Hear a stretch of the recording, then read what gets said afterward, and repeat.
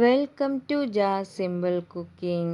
இன்றைக்கி நாம் வெந்தயக்கீரை சப்பாத்தி எப்படி பண்ணுறதுன்னு பார்க்கலாம். வெந்தயக்கீரை சப்பாத்தி பண்ணுறதுக்காக நான் இங்கே ஒரு கட்டு வெந்தயக்கீரை எடுத்திருக்கேன். இப்போது இந்த வெந்தயக்கீரையை நல்லா வாஷ் பண்ணி சின்னதாக கட் பண்ணி வச்சுக்கலாம். சின்னதாக கட் பண்ணியாச்சு. இப்போ இது சைடில் இருக்கட்டும். அதுக்கப்புறமா இஞ்சி பூண்டு மிளகு இது மூணையும் நல்லா இடித்து வச்சுக்கலாம். அதுக்காக நான் இங்கே 10-12 பல் போல் பூண்டு, ஒரு சின்ன சைஸ் இஞ்சி, ஒரு ஸ்பூன் மிளகு இது மூணையும் சேர்த்து நல்லா இடித்து வச்சுக்கலாம். இப்போது இது நல்லா இடித்து எடுத்தாச்சு. இந்த மாதிரி இடித்து எடுத்துக்கோங்க. நீங்கள் வேணும்னா மிக்ஸி ஜார்லையும் சேர்த்து அரைச்சி எடுத்துக்கலாம். இது இப்போது சைடில் இருக்கட்டும். அதுக்கப்புறமா ஸ்டவ் ஆன் பண்ணி ஒரு கடாயை வச்சுக்கோங்க. அதில் 2 ஸ்பூன் எண்ணெய் சேர்த்துக்கோங்க. எண்ணெய் சூடானதும் அதில் 1 ஸ்பூன் ஜீரகம் சேர்த்துக்கோங்க.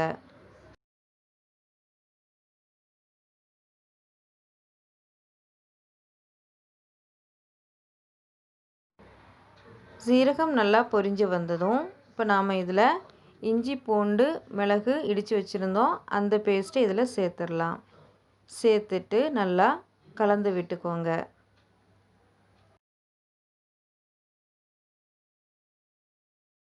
இது 1 நிமிஷம் வதக்கிக்கோங்க.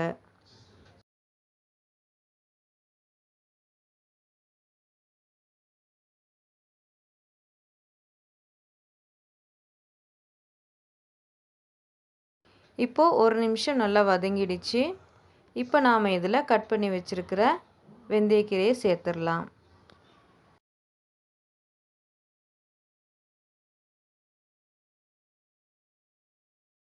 இப்போது வெந்தயக்கீரையெல்லாம் சேர்த்தாச்சு. இப்போ மூடி வச்சு ஒரு 2 நிமிஷத்துக்கு வேக விடலாம். இப்போது 2 நிமிஷம் போல் ஆகிருக்கு. இப்போ ஓப்பன் பண்ணி பார்த்துடலாம். நல்லா கிளறி விட்டுக்கோங்க.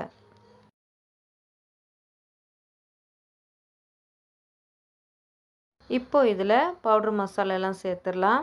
1/2 ஸ்பூன் வத்தல் தூள், 1/2 ஸ்பூன் கரம் மசாலா, 1/4 ஸ்பூன் மஞ்சள் தூள்,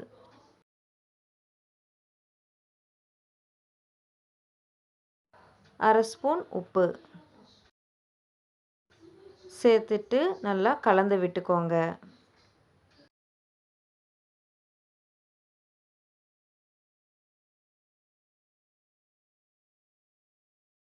இப்போ எல்லாம் சேர்த்து நல்லா கலந்தாச்சு.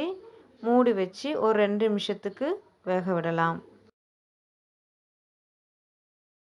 இப்போது 2 நிமிஷத்துக்கு அப்புறமா ஓப்பன் பண்ணி பார்த்துடலாம்.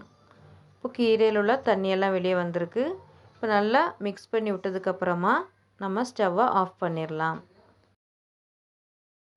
இப்போ இது இருக்கட்டும். இனி நம்ம மாவு பிசைய ஆரம்பிச்சிடலாம். அதுக்காக நான் இங்கே 2½ கப் கோதுமை மாவு எடுத்திருக்கேன். அதில் 1/2 கப் தயிர் சேர்த்துக்கோங்க. இப்போ இதில் தேவையான அளவு உப்பு சேர்த்துக்கலாம். நம்ம கீரை வதக்கும் போது உப்பு சேர்த்துருந்தோம், அதனால் பார்த்து சேர்த்துக்கோங்க. அதுக்கப்புறமா 1 ஸ்பூன் எண்ணெய் சேர்த்துக்கோங்க. சேர்த்துட்டு நல்லா கலந்து விட்டுக்கோங்க. இப்போது எல்லாம் சேர்த்து நல்லா கலந்தாச்சு. இப்போ நாம் இதில் வதக்கி வச்சுருந்த கீரையை சேர்த்துடலாம்.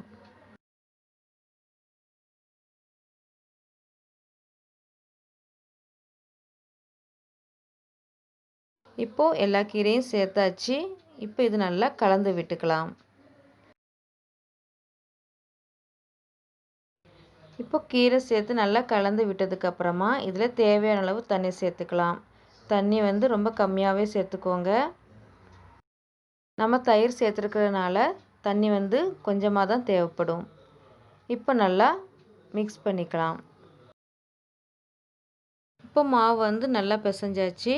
நம்ம சப்பாத்தி மாவு பிசைகிறத விட இன்னும் கொஞ்சம் தண்ணி சேர்த்து சாஃப்டாக பிசையணும். இது இப்போ அரை மணி நேரத்துக்கு மூடி வச்சிடலாம். இப்போது அரை மணி நேரம் போல் ஆயிருக்கு. இப்போ நாம் சப்பாத்தி பண்ண ஆரம்பிச்சிடலாம். மாவு வந்து நல்லா சாஃப்டாக இருக்குது. இப்போது கொஞ்சம் மாவு எடுத்து கையில் வச்சு நல்லா உருட்டிக்கோங்க.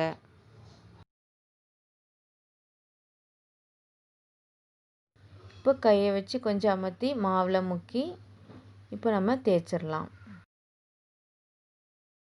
நம்ம வந்து நார்மலாக பண்ணுற மாதிரி ரவுண்ட் ஷேப்பில் பண்ணி அதை வந்து சப்பாத்தி போட்டுக்கலாம். நான் வந்து இன்னும் கொஞ்சம் சாஃப்டாக வர்றதுக்காக முதல்ல ரவுண்ட் ஷேப் பண்ணிக்கிறேன். நல்லா ரவுண்ட் ஷேப் பண்ணதுக்கப்புறமா அதில் கொஞ்சம் எண்ணெய் சேர்த்து எல்லா இடமும் நல்லா ஸ்ப்ரெட் பண்ணி விட்டுக்கோங்க. அதுக்கப்புறமா அது நல்லா மடித்து விட்டுக்கோங்க. இப்போ மறுபடியும் எண்ணெய் தேய்ச்சிடலாம். தேய்ச்சிட்டு மறுபடியும் மடித்து விட்டுக்கோங்க. ஓரங்களை வந்து அமர்த்தி விட்டுக்கோங்க. இப்போது மறுபடியும் மாவில் முக்கி நல்லா ட்ரையாங்கிள் ஷேப்பில் தேய்ச்சிடலாம்.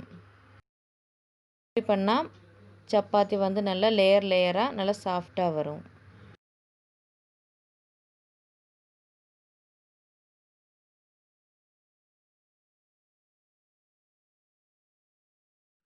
பாருங்கள், இப்போ ட்ரையாங்கிள் ஷேப்பில் பண்ணியாச்சு. இப்போ நாம் தவாவில் போட்டுடலாம். ஃப்ளேம் வந்து மீடியம் விட கொஞ்சம் கூடவே வச்சுக்கோங்க.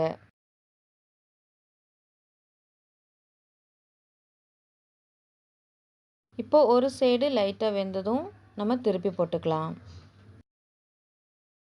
இப்படி 2 சைடும் மாற்றி மாற்றி போட்டு வேக வச்சிடலாம்.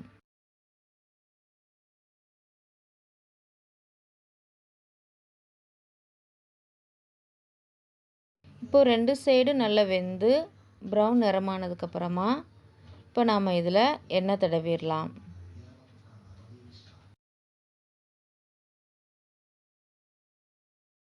இப்போது 2 சைடும் நல்லா எண்ணெய் தடவினதுக்கப்புறமா ஒரு தடவை மாற்றி போட்டுட்டு நம்ம இதை எடுத்துடலாம். அவ்வளோதான், வெந்தயக்கீரை சப்பாத்தி ரெடி ஆயிட்டு. பாருங்கள், நல்லா லேயராக நல்லா சாஃப்டாக வந்திருக்கு. இந்த சப்பாத்தி கூட வச்சு சாப்பிட்றதுக்கு குழம்பு எதுவும் தேவையில்லை, அப்படியே சாப்பிட்றலாம். வேணும்னா செஸ்வான் சட்னி டொமேட்டோ சாஸ் கூட வச்சு சாப்பிட்டா இன்னும் சூப்பராக இருக்கும். இந்த வீடியோ உங்களுக்கு பிடிச்சிருந்துச்சுன்னா லைக் பண்ணுங்கள், ஷேர் பண்ணுங்கள், கமெண்ட் பண்ணுங்கள், சப்ஸ்கிரைப் பண்ணுங்கள். தேங்க்ஸ் ஃபார் வாட்சிங்.